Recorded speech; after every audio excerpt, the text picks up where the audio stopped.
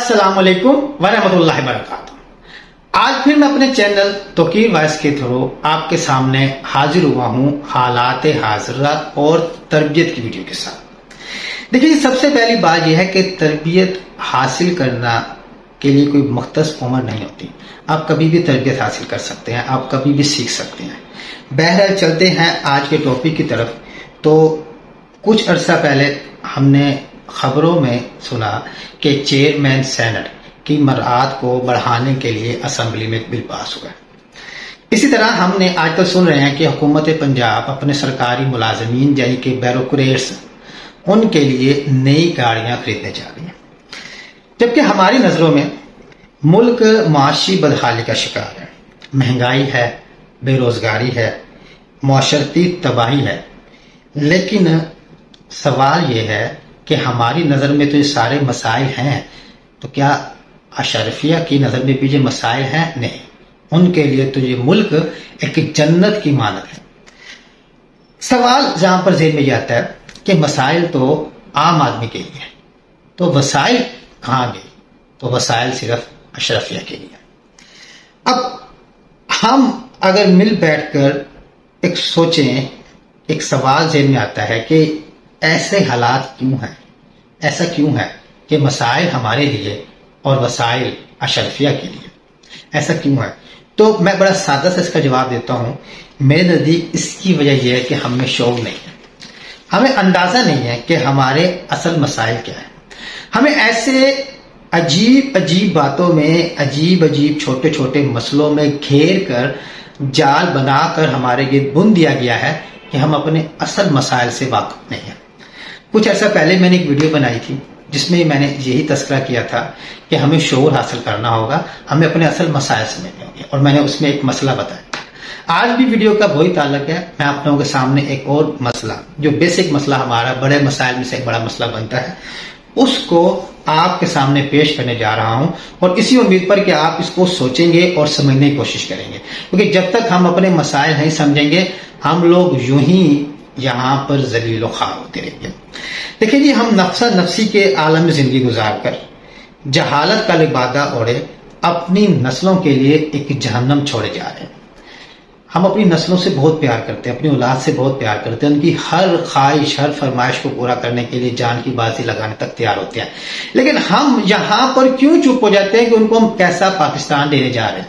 हमने जैसे जिंदगी गुजारी थी गुजार ली, अच्छी या बुरी। जो हालात हमारे आज सामने हैं, क्या आपको नहीं लगता कि आपकी औलाद के लिए इससे बदतर हालात होने जा रहे हैं? तो अगर आपको ऐसा लगता है तो हमें सोचना होगा, हमें अपने असल मसाइल को जानना होगा, हमें शऊर को लाना होगा, हमें अपनी नस्लों के लिए एक अच्छा मुल्क बनाना होगा। बहरहाल चलते हैं। आज एक मसले को समझाने के लिए मैं बड़ी सिंपल सी एग्जाम्पल दूंगा, लेकिन उससे पहले मैं थोड़ी सी बात करने जा रहा हूं कि सेनेट चेयरमैन की मराद हो या मेंबरान कौमी असम्बली को मिली फैसिलिटीज की बात हो, फौजी जर्नैलों को मिली सहूलियात हो, या फिर जजिस को मिलने वाली मराद की बात हो, या आपको ब्यूरोक्रेसी की आसाइशों के बिल पास होते नजर आ रहे हो, या फिर सरमायादारों के लिए आसानियां ही आसानियां हो, तो ये कोई बात नई नहीं है।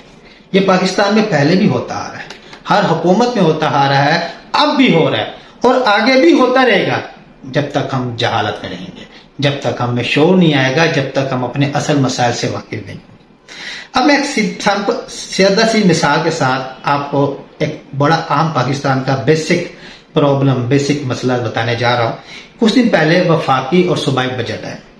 अब हुआ यह कि वफाकी बजट में तो 35% सरकारी मुलाजमीन की तनख्वाहों को बढ़ाया गया। अब सूबे पंजाब के बजट इस लेवल के मुताबिक नहीं, इंक्रीमेंट नहीं था, तो सरकारी मुलाजमीन में बेचैनी पाई गई और उन्होंने इस बात पर एहतजाज शुरू कर दिया। उनका एहतजाज कामयाब हुआ, उनकी तनख्वाहें भी उसी लेवल के मुताबिक, जो कि सूबा सिंध या वफाक की थी, उसी लेवल के मुताबिक बढ़ गए। अब ये एक बहुत बड़ी अचीवमेंट थी उनके नजदीक। एक दूसरे को मुबारकबाद दी, एक दूसरे को जनाब खुशी खुशी गले मिले, सोशल मीडिया पर पोस्टें की गई कि हम कामयाब हो गए, हमारा एहतजाज रंग ले आया। मुबारकबाद देनी भी चाहिए थी, क्योंकि वो जो मांग रहे थे, उनको जो हक था वो मिल गया और उसके बाद क्या होगा, सब खुशी खुशी रहने लगे, हुकूमत वाले भी और सरकारी मुलाजमी भी। लेकिन यहां पर मैं छोटा सा सवाल अपने उन सरकारी मुलाजिम भाइयों से करता हूं कि आप लोगों की जितनी तनख्वाह बढ़ाई गई है, क्या वो आज की महंगाई को कंपनसेट करती है? तो आप कहेंगे बिल्कुल नहीं, क्योंकि महंगाई ज्यादा हुई है, उस मुकाबले में तनख्वाह की इंक्रीमेंट बहुत कम है। या फिर आपकी जितनी पे बढ़ाई गई है, जो अगले दिनों में नजर भी आ रहा है कि महंगाई बढ़ रही है, बढ़ेगी, कम होती नजर नहीं आ रही, तो क्या आगे पूरा साल जो महंगाई बढ़ेगी तो आपकी ये जो 35% सैलरी बढ़ी है, क्या ये उस महंगाई को कंपनसेट कर सकेगी? तो मेरा ख्याल कि आपका जवाब इसमें हाँ होगा। तो फिर सोचें, तो फिर जरा एक बार सोचें कि पूरा मुल्क लूट कर खाने वालों ने कहीं आपको बेवकूफ तो नहीं बना दिया? जिस पर आप खुश हो रहे हैं, क्या ये बात खुश होने वाली बनती भी है या नहीं? खुद के लिए तुम लोगों ने सैकड़ों % आसाइशों में इजाफा कर लिया, लेकिन आपको क्या दिया? महंगाई, और महंगाई के साथ लाकानूनियत कितने % में? 35% में। तो सोचें, क्या हमें पहले की तरह एक बार फिर एक जाल में फंसा तो नहीं लिया कि जिस जाल को उन्होंने बुना और हम उसमें फंस गए और हम उस 35% पर खुश हो गए, जबकि उनके लिए सैकड़ों % की आसाइश है। इस पर सोचे जरा। क्या आपको नहीं लगता कि हमारे मुल्क से सबसे बड़ा मसला यही नहीं है कि खुद अरबों डिकार जाते हैं, खुद या शर्फिया अरबों डिकार जाते हैं और हमारे लिए हजारों का लॉलीपॉप? मेरे ख्याल से आप लोगों को मेरी बात समझ आ गई होगी, या आ रही होगी कि मैं किस बड़े मसले की निशानदेही करने जा रहा हूं। कि खुद इजाशी करते हैं, तरह तरह की मराहत लेते हैं, यूनिट्स, बिजली के यूनिट्स, पेट्रोल, रिफ्रेशमेंट के नाम पर, जजेस को भी, फौजी जर्नैलों को भी, ब्यूरोक्रेट्स को भी, सियासतदानों को भी, असेंबली के मेंबरान को भी अलावा तनख्वाहों के करोड़ों मिलते हैं। और हमें क्या मिलता है? एक तनख्वाह जिसमें बिजली का बिल भी खुद अदा करना है, पेट्रोल भी खुद डलवाना है और अपना घर भी चलाना है इस महंगाई में।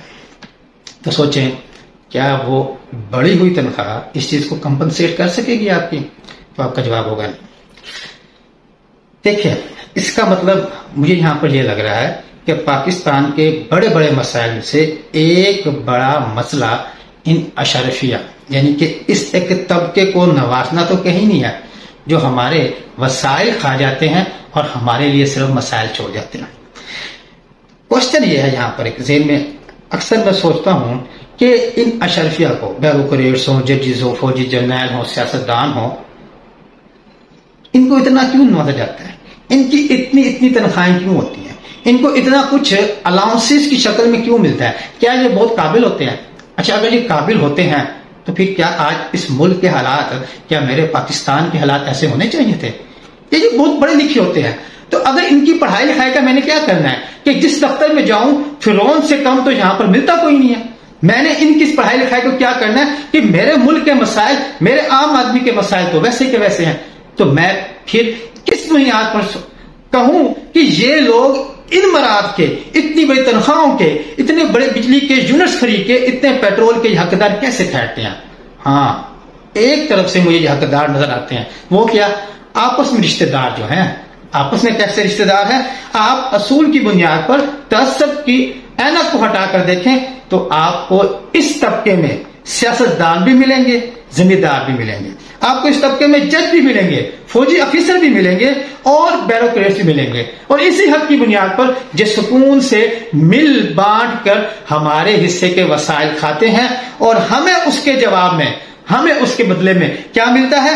बदहाली, नाजुक मोड़, महंगाई, बेरोजगारी, लाकानूनियत, तबाहात निजाम तालीम, बोसीदा निजाम इंसाफ, गद्दारी के सर्टिफिकेट्स और सरकारी दफातर में जिल्लत ख्वार। इसके अलावा हमें वहां पर क्या मिलता है? हमारे लिए से यही बचता है और इनके लिए आसाइशें ही आसाइशें। खुदारा सोचे, समझे, समझने की कोशिश करें। हमारे बड़े मसाइल में से एक बड़ा मसला इनको नवाजना है। आपने इतना फेसबुक पर मीम्स बनाई, इतना ट्रोल किया, आपने इतना एहतजाज किया, क्या वो चेयरमैन सेनेट वाला बिल वापस हुआ? नहीं हुआ। आपने इतना मजाक बनाया, आपने इतना एक जहां पर सोशल मीडिया बैठ के हंगामे खड़े किए, तो क्या वो नई गाड़ियां आनी बंद हो जाएंगी? नहीं बंद होगी। तो फिर हमें क्या करना होगा? हमें शोर लाना होगा। हमें इस ठाठ से, इन ड्रामों से बाहर निकल के संजीदगी से सोचना होगा कि जब तक हम इस अशरफिया से जान नहीं छुड़ा सकते, जो लोग इस वसाइल पर काबिज होकर बैठे हैं, जब तक हम लोग इनसे जान नहीं छुड़ा सकते, हम लोग कभी भी खुशहाल नहीं हो सकते। हमारे मुकद्दर में बेरोजगारी लिखी रहेगी, हमारे मुकद्दर में बेरोजगारी भी लिखी रहेगी, लाकानूनियत भी लिखी रहेगी, महंगाई भी लिखी रहेगी, और हमारे मुकद्दर में जुल्म लिखा रहेगा, जब तक हम लोग शोर को नहीं अपनाएंगे और जहालत के पर्दे नहीं उतार पाएंगे। यकीन करें, कोई भी आपकी सियासी जमात इन लोगों से आपकी जान नहीं छुड़वा सकती, बल्कि वो तो चेहरे बदलकर आते हैं, अपना हिस्सा वसूल करते हैं